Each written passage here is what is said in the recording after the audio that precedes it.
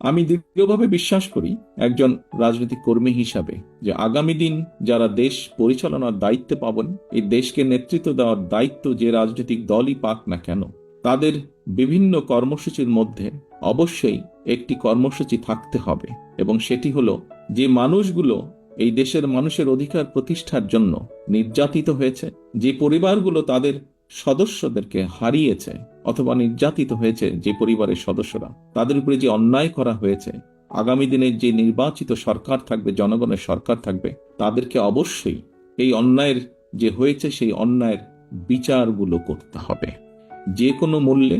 সুষ্ঠুভাবে এই বিচার হতে হবে। কারণ আমরা যদি অন্যায়ের আগামী দিনে আমরা যদি অন্যায়ের বিচারগুলো করতে না পারি, অন্যায়ের সঠিক সুষ্ঠু বিচার যদি না হয়, হয়তোবা দেশে আবারও অন্যায় সংগঠিত হতে পারে। বিচার হওয়ার মাধ্যমে যারা ক্ষতিগ্রস্ত হয়েছেন তাদেরকে ন্যায্য বিচার দেওয়ার মাধ্যমে সমগ্র দেশের কাছে, দেশের মানুষের সামনে এটি প্রতিষ্ঠিত করা খুবই জরুরি যে অন্যায়কারী অন্যায়কারী, এবং যে অন্যায় করবে, ন্যায়ের বিরুদ্ধে যে যাবে, তাদেরকে দেশের আইন অনুযায়ী অবশ্যই শাস্তির সম্মুখীন হতে হবে।